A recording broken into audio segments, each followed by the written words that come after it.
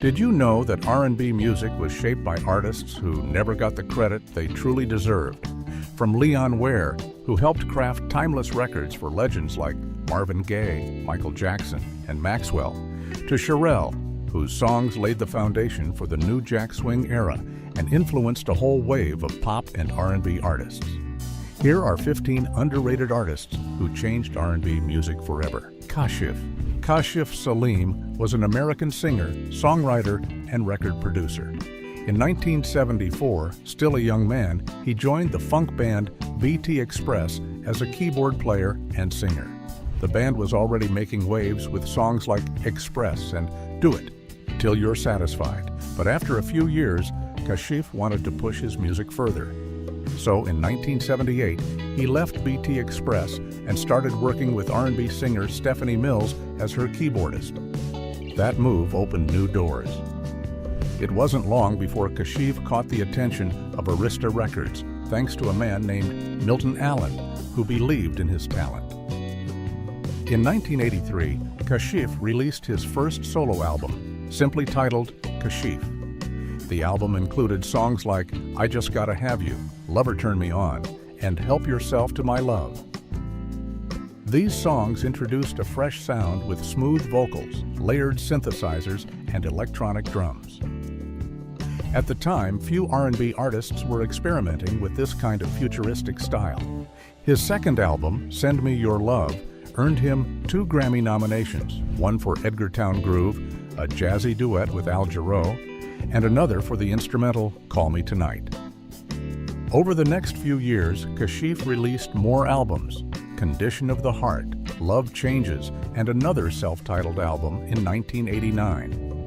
Kashif helped invent the boogie sound, that synth-heavy, bass-driven, danceable R&B style that defined the early 1980s. His work influenced songs like Give Me the Night by George Benson, You're the One for Me by D-Train, and Don't Make Me Wait by Peach Boys. When you hear that bouncy, futuristic groove in so many R&B tracks from that era, chances are you're hearing a piece of Kashif's legacy, Lewis Taylor. Lewis Taylor is a British multi-instrumentalist musician. Lewis started his journey as a guitarist, touring with the Edgar Broughton Band, a psychedelic rock group known for its wild, trippy sound. In the 1980s, he went solo under the name Sheriff Jack, releasing 2 psychedelic albums, Laugh Yourself Awake in 1986 and What Lovely Melodies in 1987. But it was in 1996 that Lewis Taylor truly reintroduced himself. His self-titled album, Lewis Taylor, released under Island Records, marked a massive shift in style. He stopped the full-blown psychedelia and introduced a fresh blend of neo-soul, funk, and classic R&B, with just enough of that dreamy rock edge to keep things unpredictable. The album didn't sell much, but it didn't have to.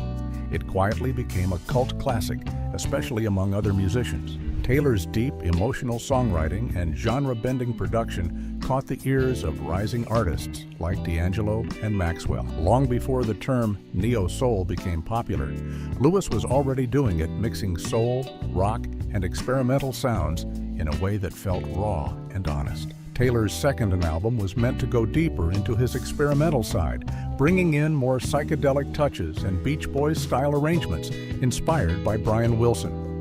But his label, Island Records, didn't want it. They rejected the album, and Lewis shelved it only to finally release it years later in 2004 as The Lost Album. Instead, he went back to the drawing board and created Lewis II, a more polished commercial record shaped to please the label. Released in 2000, it still didn't break through, and after that, Island Records let him go. He retired from releasing solo music in June 2006, but behind the scenes, he kept working, this time under his real name, Andrew Taylor. He became musical director and bass player for Gnarls Barkley, and later returned as a guitarist and backing vocalist for the Edgar Broughton Band. Amel Larrieux is an American singer-songwriter, musician, and keyboardist. Amel first stepped into the spotlight as part of the duo Groove Theory, alongside producer Bryce Wilson. Their debut album, Groove Theory, was released in the mid-90s and quickly made waves. Songs like Tell Me, Keep Trying, and Baby Love became hits on the radio, pulling listeners in with smooth beats and Amel's delicate, emotional vocals. At a time when R&B was leaning heavily into hip-hop collaborations and powerhouse vocals, Groove Theory's smooth, soulful style stood out. In 2000, Amel stepped out fully on her own. Alongside her husband and producer Laru Lariu, she released her debut solo album, Infinite Possibilities, under Epic Records. The album was a bold mix of R&B, jazz, neo-soul, folk, and even electronic music, a blend that wasn't common at the time. Her biggest solo hit, Get Up, showed that she could make uplifting music without ever raising her voice. And this is where Amel Lariu quietly started changing R&B. Her music didn't rely on loud choruses or flashy production. Instead, she focused on soft, expressive vocals and genre-blending sounds that felt personal, almost like a conversation. At a time when many female R&B singers were expected to belt out big notes or follow cookie-cutter trends, Amel offered something different. This softer, more intimate style didn't just inspire fans, it also laid the groundwork for a whole new generation. Artists like Jhené Aiko, Snow Allegra, and H.E.R. all use a similar approach: gentle vocals, dreamy production, and emotional depth. But even as her influence spread, Amel didn't always get the spotlight she deserved. After her first solo album, she left Epic Records. She later said, "I was asked to tone it down, which is one of the reasons why I was really glad to leave the major label." Instead of changing her sound to fit the mainstream, Amel and her husband launched their own independent label, Bliss Life Records. In 2004, they released her second album, Brave Bird. While it didn't top the pop charts, it still made an impact, reaching number 5 on the independent albums chart. Betty LaVette. Betty LaVette was only 16 when she first recorded a song. The song was called My Man, He's a Lovin' Man. The song caught the attention of Atlantic Records, and it became a hit on the R&B charts. Suddenly, Betty was touring with big names like Benny E. King, Clyde McPhatter, Barbara Lynn, and a rising Otis Redding. It looked like she was on her way to stardom, but the success didn't last. A few more singles were released, but they didn't do well. Still, Betty kept going.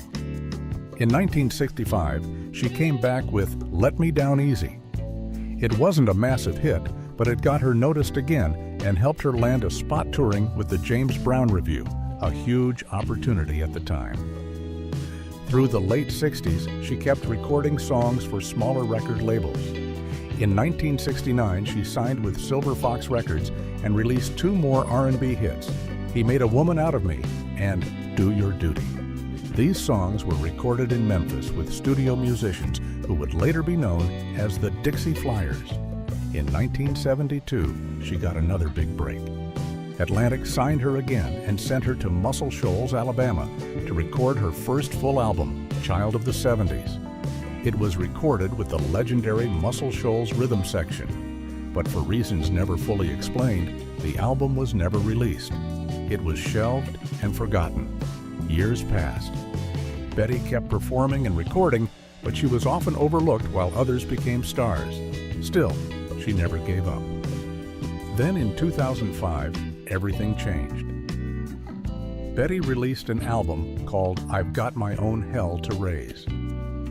This time, people finally paid attention. The album was praised everywhere and made it onto many Best of the Year lists. What made this album special was how real it felt. She took songs written by other women and made them her own, pouring her life into every line. Her voice was rough, honest, and full of feeling. And this changed R&B in a big way. At a time when the genre was becoming smoother and more polished, Betty brought back the raw emotion and storytelling that soul music was built on. After that, more lost recordings were finally released. In 2006, Child of the 70s came out at last and was also praised. That same year, her early Silver Fox tracks were re-released, including some songs that had never been heard before. In 2007, she recorded another powerful album called The Scene of the Crime, this time with the rock band Drive-By Truckers at the famous Fame Studios in Alabama. The album got her a Grammy nomination and landed on more Best Of lists. In 2008, she won a Blues Music Award for Best Contemporary Female Blues Singer. Her old Motown album, Tell Me a Lie, was also re-released with its original artwork. Cherelle. Cherelle is an American R&B singer who had a series of hit songs in the mid-1980s. Before her big break, she spent time working with jazz and R&B musicians like Norman Connors and Michael Henderson. She even went on tour with the legendary Luther Vandross. Her talent was noticed quickly, and in 1983, Taboo Records founder Clarence Avant heard her demo. He was impressed and decided to sign her. In 1984, Cherelle released her first album, Fragile, produced by the powerhouse duo Jimmy Jam and Terry Lewis. That album introduced the world to her bold sound and gave her the hit, I Didn't Mean to Turn You On. The song became a top 10 R&B single and got even more attention when it was later covered by pop singer Robert Palmer and years later by Mariah Carey. With a mix of catchy synths and attitude, the song helped mark the beginning of something new in R&B. Her second album, High Priority, was certified gold and included the classic duet Saturday Love with Alexander O'Neal. The song didn't just hit big in the US, it became a top 10 hit in the UK too. Cherelle and O'Neal proved to be a powerful team, and they returned with another hit duet, Never Knew Love Like This, in 1988. That same year, Cherelle released her third album, Affair, which included her first #1 R&B single, Everything I Miss at Home. The title track also became a hit. Through her hits, Cherelle helped change the sound of R&B. With the help of Jimmy Jam and Terry Lewis, she brought a new kind of energy to the genre. Her music had drum machines, shimmering synths, and smooth grooves. This style, known as the Minneapolis Sound, blended funk, pop, and soul into something fresh and exciting. She made music that made people dance, but also made them feel. This approach helped lay the foundation for the new Jack Swing era and influenced a whole wave of pop and R&B artists in the years to come. Tina Marie. Tina Marie was an American soul and R&B singer. Her big moment came in 1984 with the release of her album Starchild. It was the biggest success of her career, and it gave the world her signature hit, Lover Girl. The song soared to #4 on the Billboard Hot 100 and showed just how powerful her voice and presence really was. The album also included Out on a Limb, a softer, emotional track that became a quiet fan favorite, even if it didn't top the charts. In 1986, she leaned into rock music with her concept album, Emerald City. That same year, she recorded Lead Me On for the Top Gun soundtrack. However, while she could cross genres, her heart always beat strongest for soul and R&B. By 1988, Tina returned to her roots with the album Naked to the World, and it paid off. The lead single, Ooh La La La, hit #1 on the R&B charts. The song's smooth groove and sultry vocals made it an instant classic, so much so that the Fugees later reimagined its chorus in their 1996 hit, Fuji La. Tina kept going into the 90s. Her 1990 album Ivory didn't chart on the pop lists, but it gave her 2 more R&B hits, Here's Looking at You and If I Were a Belle. Even though the music world was changing, Tina's soulful voice still stood out, and her real influence went beyond chart positions. Tina Marie broke boundaries in R&B at a time when black radio and soul music were rarely open to white artists. She was fully embraced, not because of how she looked, but because of how she sounded. Her voice was raw and powerful. Her lyrics were honest. At a time when most female R&B artists relied on teams of men to write and produce their songs, Tina was doing it herself.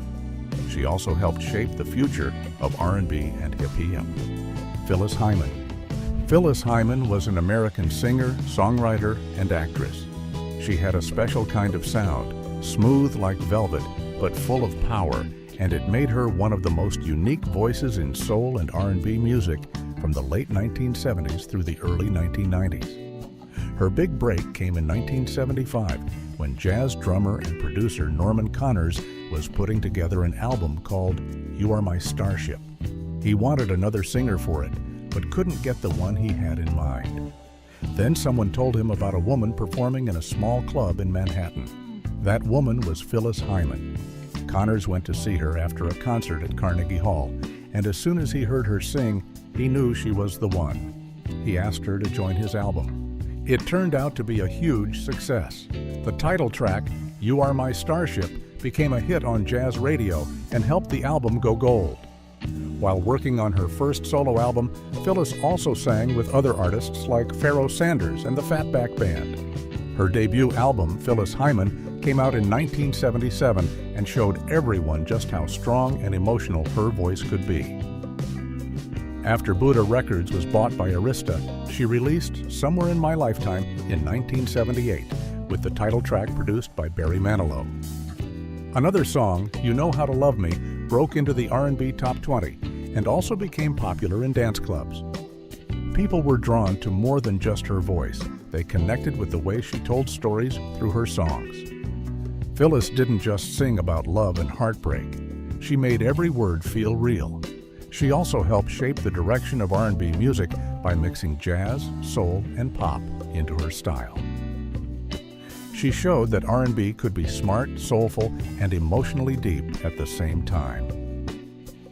Her influence opened doors for artists like Sade, Angie Stone, and Lala Hathaway, who would go on to explore more complex melodies and mature themes in their music. In 1981, Phyllis had her first solo R&B top 10 hit with Can't We Fall in Love Again, a duet with Michael Henderson. Her relationship with Arista Records became difficult and caused a pause in her music career.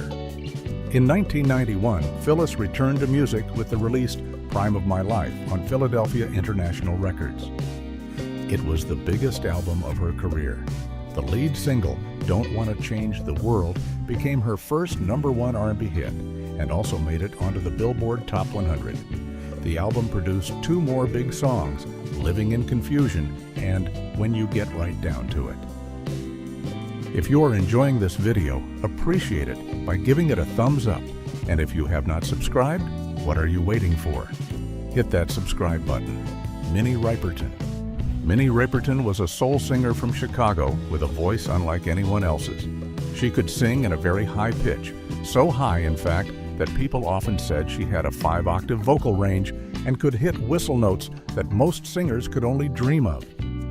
But it wasn't just her voice that made her special, it was the emotion, beauty, and softness she put into every song.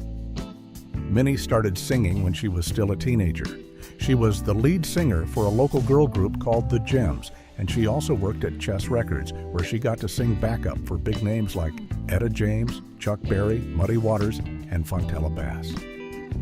After a while, Minnie stepped away from music. She got married to songwriter Richard Rudolph, became a mother, and was living a quiet life in Florida. Then in 1973, a college intern from Epic Records heard a demo of her song, Seeing You This Way, and was blown away. He took it straight to his boss in Los Angeles. Soon after, Minnie was signed to the label, and her family packed up and moved to California. That move would change everything.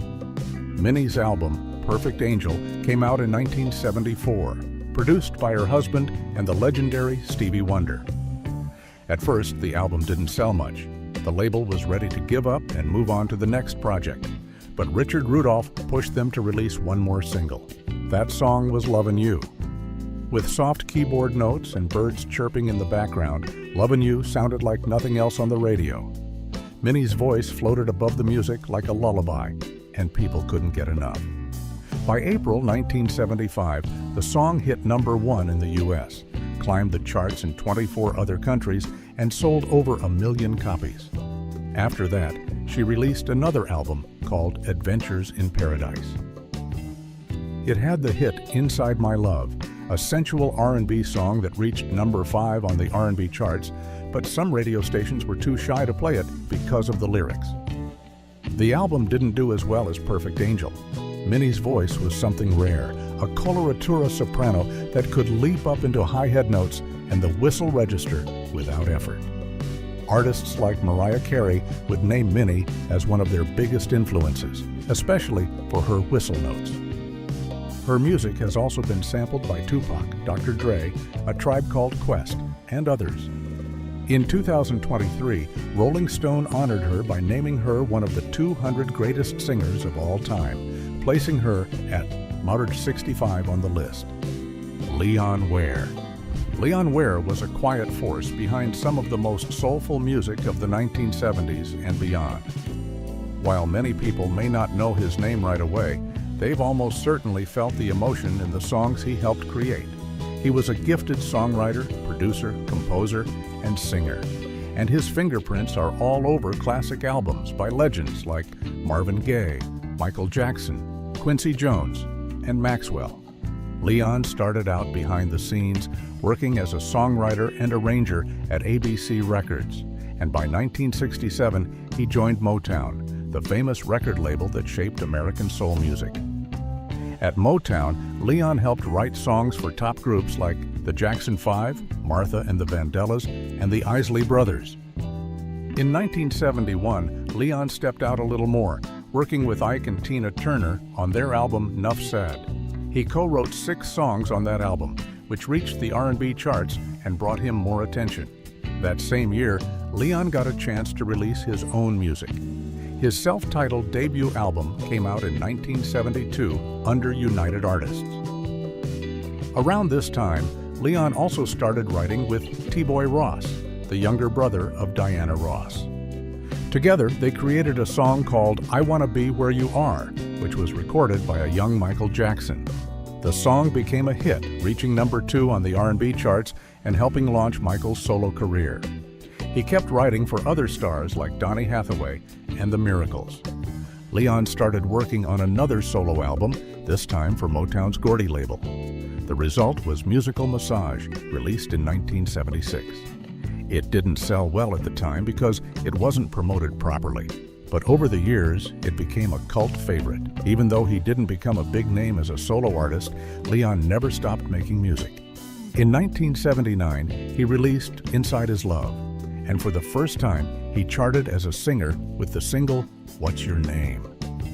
He kept releasing albums quietly and steadily over the years. In the 1990s, hip-hop artists discovered Leon's old songs and started sampling them. Suddenly, younger listeners were hearing his grooves in new tracks by rap and R&B artists. This didn't make Leon a household name, but it did bring him more respect and success behind the scenes. One place where Leon's music really got appreciated was England, where soul fans treated him like a hidden treasure. His old albums were re-released, and in 1995, he put out a new project called Taste the Love on his own label. Leon's influence reached into the next generation too. He helped Maxwell on his 1996 debut, Urban Hang Suite, co-writing the smooth track, Something Something. That album became one of the foundations of neo-soul, Betty Wright. Betty Wright started singing young and had her first big hit when most people her age were still in high school. At just 17 years old, she recorded a song called Clean Up Woman. It was written by Clarence Reed and Willie Clark, and Betty's strong, soulful voice made it unforgettable. The song exploded, hitting number 2 on the R&B charts and staying there for 8 weeks. It also climbed to over 6 on the pop charts and sold over 1 million copies. Just 9 days after Betty turned 18, the record was certified gold. But after Clean Up Woman, Betty had a tough time finding a hit that matched its success. That changed in 1972 when she released Babysitter, one of the first songs she wrote herself. It became another R&B hit, reaching number 6 on the charts. A year later, in 1973, she followed up with Let Me Be Your Lovemaker, where she showed off a secret weapon, her ability to hit incredibly high notes using the whistle register, a rare and powerful vocal technique. Another of her biggest songs was Where Is the Love, a proto-disco track she co-wrote with members of KC and the Sunshine Band. It became a hit on the R&B, dance, and UK charts, and it won her a Grammy Award in 1976 for Best R&B Song. The success of that song helped her perform overseas and grow her fan base around the world. Another of her songs, Tonight Is the Night, reached number 28 on the R&B charts, and later, the live version became one of her most sampled songs in hip-hop and R&B. Over the years, Betty's music found new life through sampling. Artists from hip-hop, R&B, and even rock borrowed parts of her songs. In 1992, she took legal action when the group Color Me Badd used part of her live version of Tonight Is the Night in their hit I Wanna Sex You Up Without Asking Her. Betty sued and won the case, earning 35% of the royalties for the song. She may not have been on the charts every year, but Betty Wright's voice and writing left a big mark. She won a Grammy, was nominated 6 times, and helped shape the sound of modern soul and R&B. Mickey Howard. Another artist who changed R&B music is Mickey Howard. She started her career in the mid-1980s, and by the time the early 90s rolled in, she had already made her mark with several hit songs and a strong fan base. Her journey really started in 1986 when she released her first album, Come Share My Love.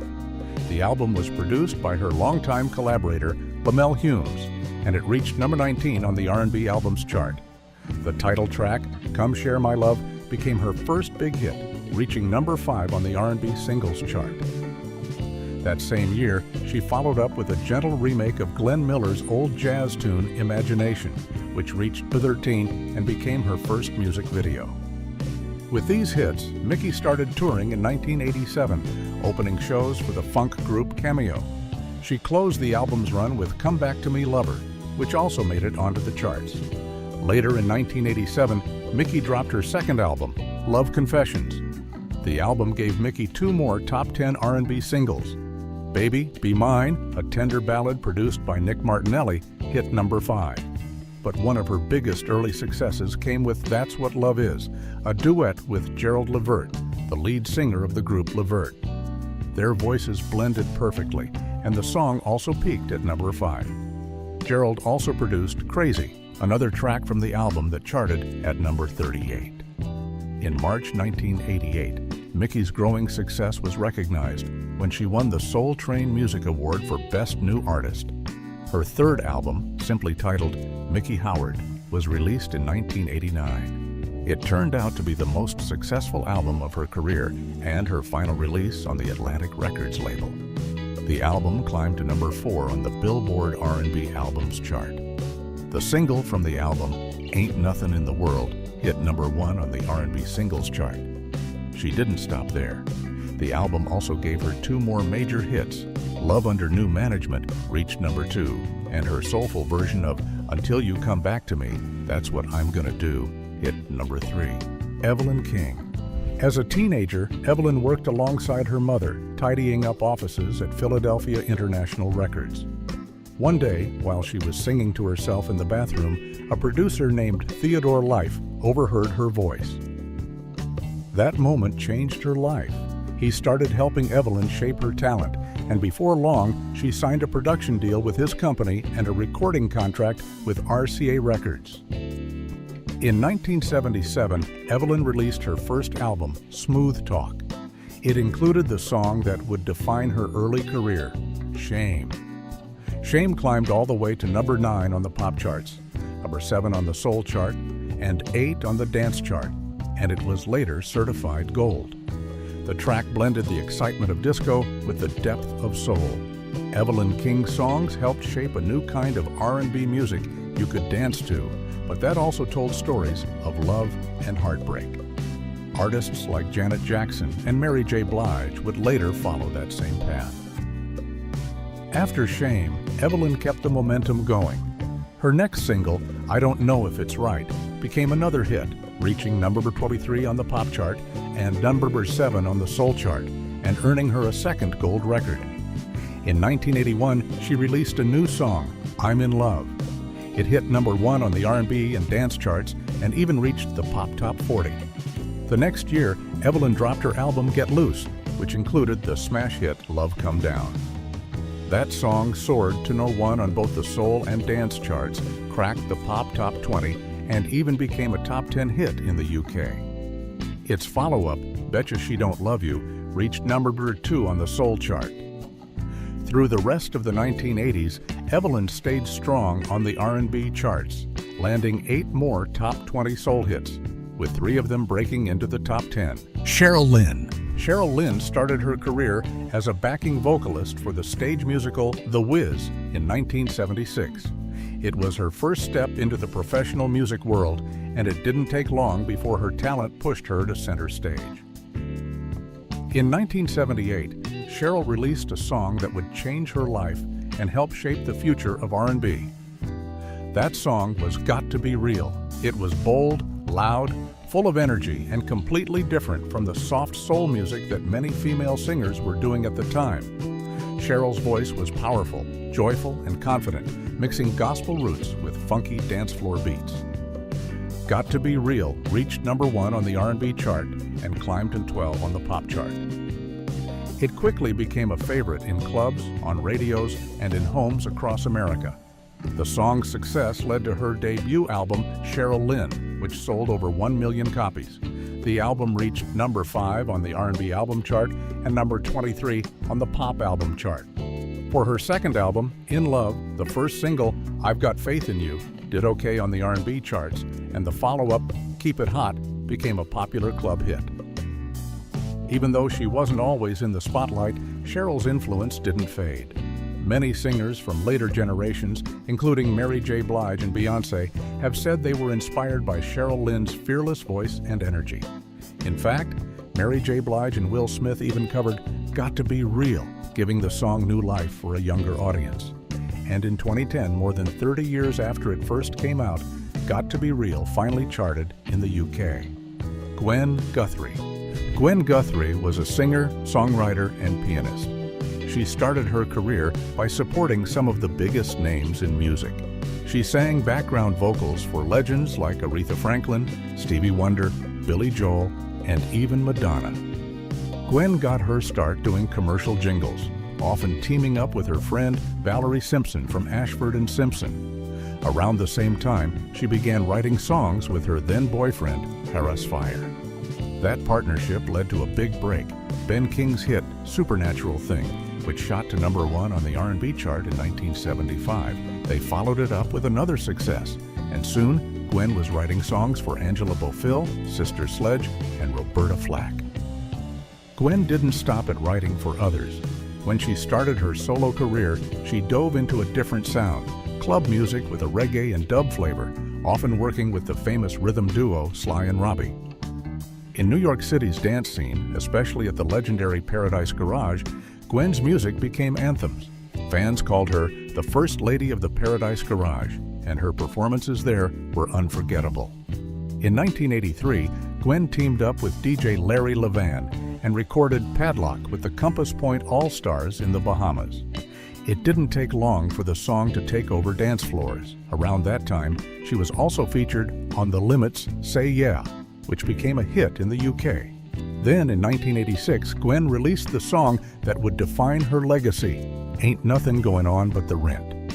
Some people thought it was too materialistic, but others saw it as an anthem of independence and self-worth. Either way, it made noise, hit the charts, and became a club classic. Even years later, artists like Foxy Brown and Utah Saints sampled the track, and Eddie Murphy referenced it in his famous raw comedy special. Karen White. Karen White became famous in the late 1980s with a voice full of emotion and a style that blended old-school soul with the fresh sound of the time.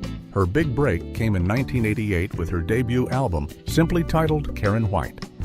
Produced by two of the biggest names in music, L.A. Reid and Babyface, the album was a perfect mix of smooth vocals and the new jack swing style that was starting to take over radio.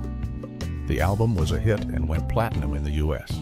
It gave fans several hit songs, including The Way You Love Me, Secret Rendezvous, and Superwoman. But it was her duet with Babyface, Love Saw It, that hit #1 on the R&B charts. That track sealed her place as one of the most important new voices in R&B. She became the first woman to have her first 3 solo singles from a debut album all go to #1 on the R&B charts. She was nominated for 2 Grammy Awards and also earned a nod at the 1989 Soul Train Music Awards for Best New Artist.